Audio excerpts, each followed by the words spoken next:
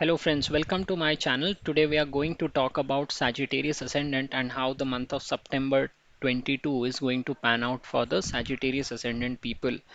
Let us first talk about the Ascendant Lord. The Ascendant Lord is passing through the fourth house, and the Lord of the first house passing through fourth house is an excellent combination because it provides the mental peace and domestic happiness. For Sagittarius Ascendant people, time duration till April 2023 is going to be extremely fruitful because Jupiter will continue to occupy the fourth house, thus giving the peace of mind and domestic happiness to these people for an extended duration. Jupiter is going to pass through the star of Saturn and they are in sextile with each other. So, this Jupiter will also provide good results related to family and self earned wealth in the month of September. Let us look at Mercury. Mercury has moved to its own sign in the 10th house on 21st of August, where it will stay till October. So, for the Sagittarius ascendant people, Mercury is both the 7th house as well as the 10th house lord. So, people who are in business will see a fantastic time at the workplace because this Mercury will be aspected by Jupiter and thus it will provide the desired protection to the businesses. You can also start your new business after 21st of August. So in month of September, this probability would continue. And in case you want to expand your business, then the month of September will also be the right time to go for the desired capital expenditure. Saturn owns the second and third house for the Sagittarius ascendant people and is currently placed in the second house. Saturn will be passing through the star of Mars in the month of September. So, people who are in service will see a very good time at the workplace because Mars is also passing through the sixth house of service and is creating a benefic trine with the Saturn. Lord of sixth is also posited in the ninth house, so it is again favoring the service people and providing them with the desired quality of luck. So sixth house lord sitting in the ninth house and further getting boosted by the ninth house lord sitting in the ninth house itself. So it is going to be a very benefic month for people who are in service. Mars is the owner of 12th house as well as the 5th house for the Sagittarius ascendant. So 5th house lord passing through the 6th would normally show gains from the activities from this house. But during this month, Mars will transit from the star of the moon, which is the owner of the 8th house of losses. This, along with the presence of Rahu in the 5th house, would mean extreme caution if you are planning to engage in speculation. Mars will continue to see its own house, so probability of a foreign travel are still high for the ascendant in the month of September. Mars in the sixth house will make you aggressive on the job front and you may also get into certain kind of a tangles with your enemies during this month, but at the same time this Mars will allow you to bring a certain kind of an energy at your workplace which will also be noticed by other people. This Rahu is passing through the star of Venus, so all the Sagittarius ascendant people will feel an attraction towards the life of luxury and high-end products. Usually, Sagittarius ascendant people are very inclined towards spirituality, and you will find very few people who run after the materialistic side. Rahu in the fifth house can make this kind of a combination possible, and it is a very dangerous entity in the fifth house. The only way to deal with this Rahu is to remain disciplined in your approach, and especially if you are a student or working in areas that involve creativity, then Rahu can create havoc. And the only way to keep this Rahu under leash is to be extremely disciplined till the time Rahu is passing through this fifth house for the Sagittarius ascendant people. Let us also look at Sun. Sun is the ninth house lord and is going to pass through the ninth house till 16th of September, which would mean luck will continue to support you and benefit you for the first half of the month. But after 17th of September, Sun will move to the 10th house of profession, and here it is going to be aspected by Jupiter. So if we talk about the workplace, the situation is going to become even better in the second half, and especially if you involve yourself in higher order learning, then it will be even more beneficial. Let us also look at Venus. Venus is the owner of sixth house service and 11th house of gains, and it is passing through the ninth house. So sixth house lord passing through the ninth house would mean job opportunities in universities, educational institutions or publication houses, and sometimes even religious institution. Possibility of gains for such people through research is also possible in the month of September. Now there are also certain dates where a person needs to be very careful. These are the dates when moon passes through your 6th, 8th and 12th house. So for Sagittarius ascendant people, the dates when they should remain cautious are 3rd and 4th of September, 15th, 16th, 17th September, 20, 21 and 22nd September and 30th of September. These are the dates when you need to be cautious and avoid taking any crucial decision. Overall, Jupiter's transit through the fourth house will ensure that you have a peace of mind, and its aspect on the 10th house will also make sure that your profession also goes along well in the month of September.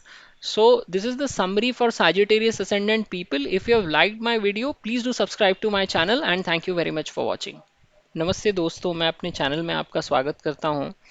आज हम जानने का प्रयत्न करेंगे कि धनु लग्न वालों के लिए सितंबर 2022 का महीना किस तरह से साबित होगा। सबसे पहले हम लग्नेश से शुरुआत करते हैं। लग्नेश गुरु चतुर्थ भाव से भ्रमण करते रहेंगे अप्रैल 2023 तक, और सारे धनु लग्न वालों के लिए जब तक गुरु यहाँ से गुजर रहे हैं, ये आपको एक बहुत अनुकूल वातावरण देंगे, गृह सुख प्रदान करेंगे, आपके आपके माता के साथ संबंधों को सुधारेंगे, और ये व्यक्ति को मानसिक शांति प्रदान करने वाला योग है। तो अगर आपके जन्म कुंडली में ये योग है तो आप बहुत ही किस्मत वाले व्यक्ति है, क्योंकि ये चतुर्थ भाव आपका बुढ़ापा भी दिखाता है। तो जैसे बेनिफिक प्लेनेट हो गया गुरु, शुक्र या चंद्र भी हो गया, अगर ये लग्न लॉर्ड होके चौथे भाव में बैठे होते हैं तो व्यक्ति का बुढ़ापा भी बहुत शांति से गुजरता है और ओवरऑल भी उसकी जिंदगी में काफी सुख की उसको प्राप्ति होती है।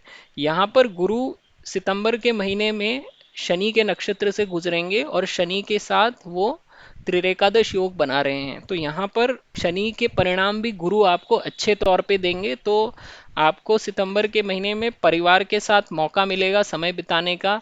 अगर आपके परिवार का बिजनेस है तो उसमें भी आप अच्छा कंट्रीब्यूशन कर सकेंगे सितंबर के महीने में, और आपके धन के स्रोत भी खुलेंगे जो आपको गुरु के थ्रू मिलेंगे सितंबर के महीने में। बुध के पे अगर हम दृष्टि डालें तो बुध अपने ही भाव में बैठा हुआ है। दशम भाव यहाँ पर बुध इसका ओनर है और ये यहाँ 21 अगस्त को आया था, यहाँ पे अक्टूबर तक रहेगा। बुध धनु लग्न वालों के लिए सप्तमेश और दशमेश दोनों होता है और इसलिए ये एक बहुत महत्वपूर्ण ग्रह है। यहाँ पर गुरु की दृष्टि भी दशम भाव पे पड़ेगी और बुध को वो प्रोटेक्ट करेगा। तो जितने भी लोगों का बिजनेस है उनके लिए बहुत अच्छा समय रहेगा सितंबर के महीने में। वो अपने कार्य क्षेत्र पर तरक्की देखेंगे। अगर आप नया बिजनेस चालू करना चाह रहे हैं तो उसके लिए भी सितंबर का महीना आपके लिए बहुत लाभकारी रहेगा। और एग्जिस्टिंग बिजनेस में अगर आप नया धन डालना चाह रहे हैं, जिसे हम कैपिटल एक्सपेंडिचर कहते हैं फाइनेंस की टर्म्स में, तो वो भी आप सितंबर में कर सकते हैं। आपको यहाँ पर गुरु का प्रोटेक्शन मिल रहा है। एक दृष्टि शनि पे डालें। शनि द्वितीय और तृतीय भाव के स्वामी हैं और अभी द्वितीय भाव से भ्रमण कर रहे हैं और यहाँ पर बैठकर वो मंगल के नक्षत्र से गुजरेंगे। तो जितने भी लोग सर्विस में हैं, नौकरी पेशा जो लोग हैं, उनके लिए बहुत अच्छा समय रहेगा, क्योंकि शनि और मंगल का भी आपस में नवपंचम योग बनता है। तो ये नवपंचम योग अगर दुश्मनों में भी बने तो भी ये एक दूसरे को सपोर्ट करते हैं और यही एकमात्र योग होता है जिसमें कि आपस के दुश्मन भी साथ में चलते हुए देखे गए हैं, एक दूसरे को सपोर्ट करते हुए। तो यहाँ पे ये नवपंचम योग इस बात को इंश्योर करेगा कि आपको सर्विस में या जॉब में सितंबर के महीने में सफलता मिले। अब जो षष्ठेश हैं शुक्र, वो भी नवम भाव से गुजर रहे हैं, तो ये भी आपके लिए लक लाने का कार्य करेंगे, आपको भाग्यवान बनाएंगे सितंबर के महीने में अगर आप नौकरी पेशा हैं तो। और नवम भाव का स्वामी भी नवम में ही बैठा हुआ है, तो ये पूरा जो कॉम्बिनेशन आपका बन रहा है, ये आपको कार्य क्षेत्र पे यानी कि सर्विस से जुड़े हुए लोगों के लिए बहुत अच्छा महीना है सितंबर का। एक नज़र मंगल पे भी डालते हैं। मंगल धनु लग्न के लिए पंचम भाव और 12वें भाव के स्वामी बनते हैं। पंचम भाव का स्वामी छठे भाव से गुजरना, यानी पंचम भाव से दूसरा, तो गेन नॉर्मल परिस्थितियों में आप कह सकते हो कि हो सकता है, लेकिन इस महीने में मंगल चंद्र के नक्षत्र से गुजरेंगे जो कि अष्टम भाव का स्वामी है। तो अगर आप सट्टेबाजी से रिलेटेड व्यवसाय में हैं तो इस महीने किनारा कर लीजिए, क्योंकि राहु भी पंचम भाव में बैठा हुआ है, तो व्यक्ति को बहुत ही सावधान रहना चाहिए। मेरा सजेशन यही रहेगा कि सट्टे बाजार से दूर रहिए। मंगल यहाँ पे बैठ के अपने घर को देखता रहेगा सप्तम दृष्टि से, तो यहाँ पर 12वां भाव एक्टिवेट होने की वजह से आपके विदेश भ्रमण की प्रोबेबिलिटी भी बहुत ज़्यादा है। सितंबर के महीने में मंगल यहाँ पे बैठ के आपको काफ़ी ऊर्जा देता रहेगा, जो कि आप अपने कार्यस्थल पे लगाएंगे और लोगों के द्वारा नोटिस होंगे। राहु अभी सितंबर के महीने में शुक्र के नक्षत्र से निकलेगा, तो ये लोगों को पुल करेगा कहाँ, जो चीज़ें शुक्र दिखाता है उसकी तरफ, यानी कि ऐशो आराम, साजो सज्जा का सामान। शुक्र यानी अय्याशी का दूसरा नाम होता है, तो व्यक्ति को अय्याशी करने वाली चीजों की तरफ राहु अट्रैक्ट करेगा। और राहु पंचम भाव में एक भरी हुई बंदूक की तरह होता है, क्योंकि ये बुद्धि का भाव है। तो बुद्धि भ्रष्ट होना जिसको कहते हैं, वो यहाँ से पंचम भाव से जाता हुआ राहु कर सकता है। तो आपको व्यक्ति को बहुत डिसिप्लिन रहना पड़ेगा सितंबर के महीने में, नहीं तो ये राहु आपको गलत दिशा में खींच के ले जाएगा। और अगर आप स्टूडेंट हैं या आपके बच्चों का धनु लग्न है, तो आपको उनके ऊपर स्पेशल निगाह रखनी चाहिए इस समय में, क्योंकि उनका पढ़ाई में मन बिल्कुल नहीं लगेगा। ये राहु मृग तृष्णा की तरह व्यक्ति को ऊटपटांग तरह की चीजें दिखाता है, सपने दिखाता है, और जब वो तिलिस्म टूटता है तो व्यक्ति के पास कुछ नहीं रह जाता, तब पछता के भी कुछ नहीं होता, राहु सब छीना के ले जाता है। इसलिए यहाँ पे बुद्धि में छिद्र लगाने का काम राहु करेगा, और इसका एक ही उपाय है कि व्यक्ति को डिसिप्लिन्ड होकर रहना पड़ेगा, एक रूटीन बना के उससे चिपक के रहना पड़ेगा, और जो भी आपके बाहरी डिस्ट्रैक्शंस होते हैं उसकी तरफ ध्यान देना बंद करना पड़ेगा। तो ही ये राहु यहाँ से आपको कम डैमेज करके निकलेगा। एक नज़र सूर्य पे भी डालें। सूर्य नवम भाव के स्वामी बनते हैं और नवम भाव में ही भ्रमण करेंगे 16 सितंबर तक। तो इसका मतलब है कि नवम भाव का स्वामी नवम में बैठना, यानी आपके लिए लक वो क्रिएट करेगा सितंबर के महीने में। 17 सितंबर के बाद सूर्य दशम भाव में चले जाएंगे अपने मित्र बुध की राशि में, और यहाँ पे गुरु की दृष्टि उनको मिलने लगेगी, यानी कि द्वितीय भाव जो होगा सितंबर का, वो प्रथम भाव से और भी बढ़िया होगा। यहाँ पे आपको प्रोफेशनली और ज़्यादा सपोर्ट मिलेगा, क्योंकि मंगल और सूर्य का नवपंचम योग, सूर्य और शनि का नवपंचम योग, और शनि और मंगल का नवपंचम योग, तो ये बहुत ज़ोरदार कॉम्बिनेशन बनेगा सितंबर के सेकंड हाफ में। और अगर आप कोई हायर लर्निंग में हैं, कुछ पीएचडी कर रहे हैं या कुछ इस तरह के विषयों में अगर आप पढ़ाई कर रहे हैं, तो भी ये समय आपके लिए बहुत अच्छा निकलेगा। एक नज़र शुक्र पे डालते हैं। शुक्र छठवें भाव के और 11वें भाव के मालिक बनते हैं धनु लग्न के लिए, और छठे भाव के मालिक का 9वें भाव से निकलना, यानी कि नौकरी मिलना, 9वें भाव से रिलेटेड हायर लर्निंग के, यानी एजुकेशनल इंस्टीट्यूशंस हो गई, यूनिवर्सिटीज़ हो गई, पब्लिकेशन हाउसेस भी हो गए, या फिर कोई भी धार्मिक संस्थाएं हो गई, इन सब में नौकरी मिलने का योग बनता है इस तरह के मूवमेंट से। और अगर आप रिसर्च में हैं तो उससे भी आपको फायदा होगा सितंबर के महीने में। अब कुछ दिन ऐसे होते हैं जब व्यक्ति को बहुत सावधान रहना चाहिए। ये वो दिन है जब चंद्र आपके 6, 8, 12 से निकलता है। तो सितंबर में ये दिन है 3 और 4 सितंबर, 15, 16, 17 सितंबर, 20, 21, 22 सितंबर और 30 सितंबर। इन दिनों में आप सावधान रहिए और कोई भी महत्वपूर्ण निर्णय लेना टालिए। ये सितंबर का महीना धनु लग्न वालों के लिए कार्य क्षेत्र पे बहुत अच्छा साबित होगा, और लग्नेश की चतुर्थ भाव में उपस्थिति यानी उनको मानसिक शांति भी मिलती रहेगी। कुल मिला के काफी अच्छा समय है अभी धनु लग्न वालों के लिए।